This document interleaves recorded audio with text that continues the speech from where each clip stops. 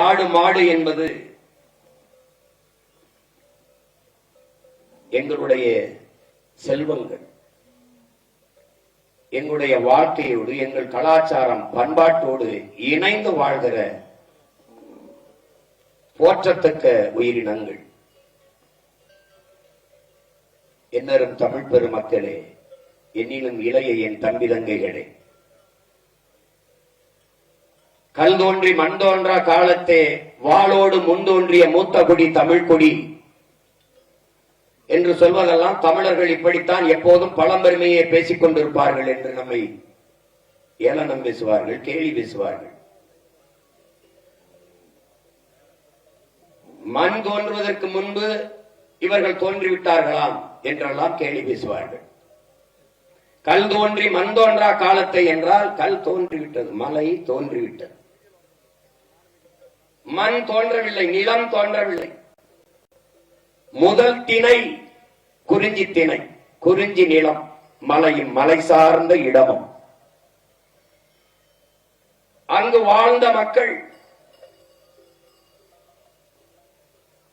குறிஞ்சி நிலம் அதிகமாக, இங்கு குறிஞ்சி பூக்கள் அதிகமாக இருந்ததால் அந்த நிலத்திற்கு பெயர் பின்னாடி வந்த நமது முன்னவர்கள் குறிஞ்சி திணை, குறிஞ்சி நிலம் என்று வகுத்தார்கள். அங்கு வாழ்ந்த மக்கள் குன்றவர்கள் என்று அழைக்கப்பட்டார்கள். பிறகு காலப்போக்கில் இன் உச்சரிப்பு குன்றி குன்றி குன்றி குறவர்கள் என்று அழைக்கப்பட்டார்கள். ஆதி தமிழ்குடி, ஆதி தாய்க்குடி குறவர் குடிதான். அந்த குடியின் தலைவன், அந்த நிலத்தின் இறைவன் தான் நம்முடைய திருமுருக பெருமகனார். அங்கே ஆடு மாடுகளை, விலங்குகளை வேட்டையாடி உண்டோம், கிழங்குகளை உண்டோம், பழங்களை உண்டோம். அங்கிருந்து மெதுவாக மெதுவாக நகர்ந்து கீழே இறங்கி வந்தோம். அடர்ந்த காடுகள், காடும் காடு சார்ந்த இடமும் அங்கு வாழத் தொடங்கினோம். அந்த நிலத்திலே முல்லை பூக்கள் அதிகமாக இருந்தால், சிறிய சிறிய முல்லை பூக்கள் அதிகமாக இருந்ததால் நமது முன்னவர்கள் அந்த நிலத்திற்கு பெயர் அந்த முல்லை திணை, முல்லை நிலம் என்று பெயரிட்டு அழைத்தார்கள். காடுகளில் இருந்து, மலையிலிருந்து நகர்ந்து வந்து காடுகளில் வாழத் தொடங்கிய நாம் வேட்டையாடி உண்ட விலங்குகளை ஏன் வளர்த்து உண்ணக்கூடாது என்ற முடிவை எடுக்கிறோம்.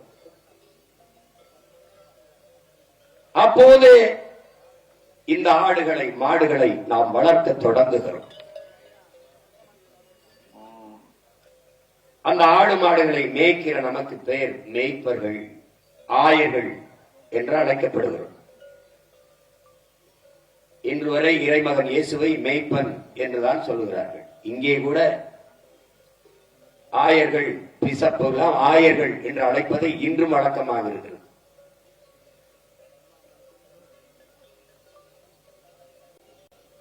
அங்கே ஆடு மாடுகளை எண்ணுவதற்கு அங்கேயே நாம் ஒன்று என்று எண்ணை கண்டுபிடித்து விடுகிறோம்.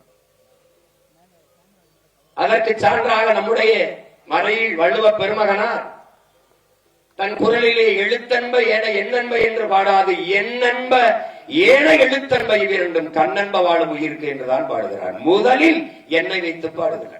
எழுத்து தோன்றுவதற்கு முன்பே என் தோன்றி விடுகிறது, தோன்றிவிட்டது என்று சொல்கிறார். எண்களை கண்டுபிடித்துக் கொடுத்த இனம் ஆயர்குடி. ஆயர்குடி மக்கள், மேய்ப்பர்கள் தான். ஆடு மாடுகளை எண்ணுவதற்கு ஒன்று ரெண்டை கண்டுபிடித்த கூட்டம்.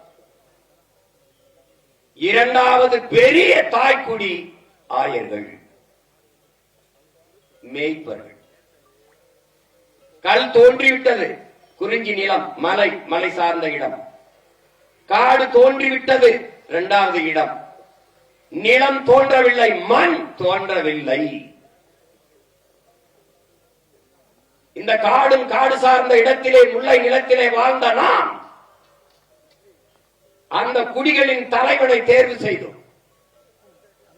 ஆயர்குல தலைவன், அங்கே ஒரு தலைவனை தேர்வு செய்தோம். அவன் கையிலே ஒரு கோலை கொடுத்தோம். கோல்,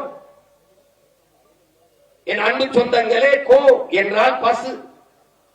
கோ மாதா என்று நாம் அழைக்கிறோம். கோ என்றால் வேந்தன், அரசன், கோன் என்று பொருள். இளங்கோவன், இளைய அரசன், இளவரசன் என்று பொருள். இன்று நமது பெயர்கள் கோவேந்தன் என்றெல்லாம் வைத்துக் கொள்வோம். இந்த கோ அதிலிருந்துதான், கோ என்றால் பசு, அதிலிருந்தான் ஆங்கில சொல் கவ் வருகிறது.